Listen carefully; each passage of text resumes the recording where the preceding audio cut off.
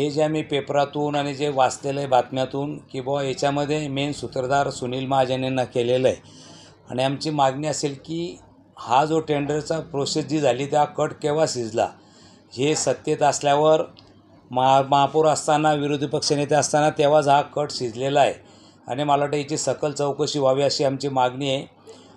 स्थानिक स्वराज्य संस्था या जनतेच्या पैशातून चालता. मला वाटतं ही चोरी जनतेचे पैशाची चोरी त्यांनी केलेली आहे.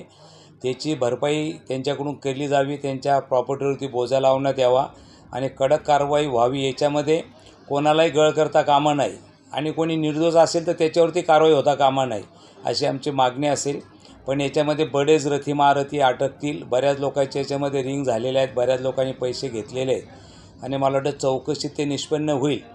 पण नक्कीच महापालिका प्रशासन असेल, पोलीस प्रशासन असेल, आम्ही 100% याचा पाठपुरावा करून शेवट जनतेच्या पैशाला न्याय मिळेल याच्यासाठी आम्ही प्रयत्न करणार आणि याच्यासाठी कठोर कारवाई व्हावी ही आमची मागणी असेल.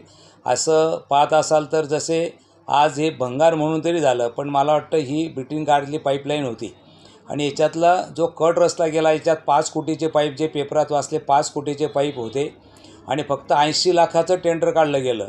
जर टेंडर होतं तर मग रात्री का काढत गेले तुम्ही पाईप? आणि मला वाटतं याची महापालिकेने सकल चौकशी करावी आणि यांच्या प्रॉपर्टीवरती बोजे लावून ते पैसे वसूल करण्यात यावे आरोपीकडून अशी आमची मागणी असेल आणि कोणीच कोणाला पाठीमागे घालू नये अशी सुद्धा आमची मागणी असेल. याच्यात कितीचा घोळ वाटतं? माझ्या हिशोबाने जे वाचलेलं ही कोटी जर पाहिलं असेल तर त्यांच्या व्हॅल्यूनुसार 5 कोटीच्या वरती याची व्हॅल्युएशन आहे आणि त्याच्या टेंडर प्रोसेस फक्त 80 लाखाची झालेली आणि पुराव्यासहित कोणाच्या शेतामध्ये पाईप होते, कोणी भंगारवाल्याने घेतले, किती माल घेतला, त्याच्या अकाउंटला हे सर्व डिटेल आलेलं आहे पोलिसांकडे. कोणी मिटिंग झाल्या रेस्ट हाऊसला, कोण होतं त्या मिटिंगला, हे सर्व डिटेल आलेलं आहे आणि मला वाटतं भविष्यात त्याच्यावरती पोलीस प्रशासन आणि महापालिका कारवाई करेल 100%. बघायला गेलं तर महापालिकेचे अधिकारी जी कर्मचारी त्याच्यामध्ये नावाचा घोळ करताना पाहायला मिळतात. कुठेतरी महापालिका कर्मचारी यामध्ये दाबण्याचा प्रयत्न करतात असं वाटतं ते आपल्याला? 100% आम्ही याची मागणी करणार. जुनी महापालिका पोलीस प्रशासन जर कोणाला पाठीमागे घालत असेल तर आमची मागणी असेल की त्यांनासुद्धा आरोपी करायच्यात. जर कोणी पाठीमागे घालत असेल तर त्याचासुद्धा सहभाग अशीच मागणी असेल आमची.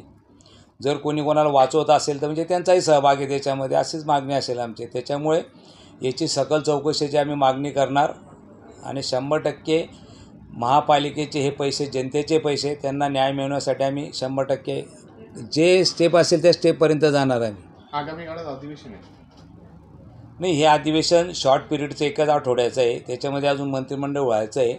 पण नक्कीच काही असं जरूर नाही अधिवेशन. आम्ही पाठपुरावा करू, आम्ही मुख्यमंत्र्यांकडे तक्रार करू त्याच्यासमोर.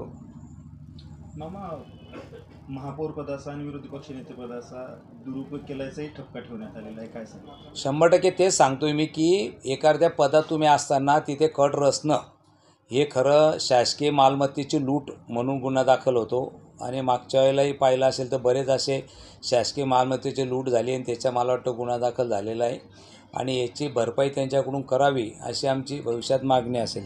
आपल्या विरोधात ते उभे होते, खूप मोठा खर्च लागला, मग हा खर्च असा नाही. ते बघा असं आहे की तुम्ही कोणत्या थरावर जाता हे त्याच्याची नीतिमत्तेवरतो आहे. आम्ही खरं स्पोर्ट्समनशिपचं राजकारण केलं.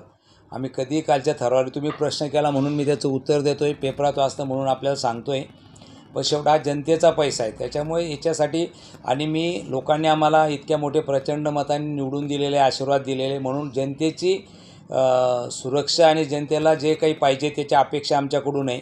बऱ्याच लोकांनी फोन केले की इतक्या थरापर्यंत भंगार विकापर्यंत खाली गेले आणि मला वाटतं हे काही राजकारणाची नैतिकता धरून नाही आहे की तुम्ही इतक्या खालच्या थरापर्यंत जुने भंगार काढून विकता. मला वाटतं हे समाजासाठी बरोबर नाही आहे आणि राजकारणाने माणसांनी कोणत्या थराला जावं हे त्यांनी त्याचं ठरवलं पाहिजे. पण मला वाटते निश्चित आहे याचा निश्चित आम्ही करतो की इतक्या थरापर्यंत राजकारणाला जाऊ नये कोणी.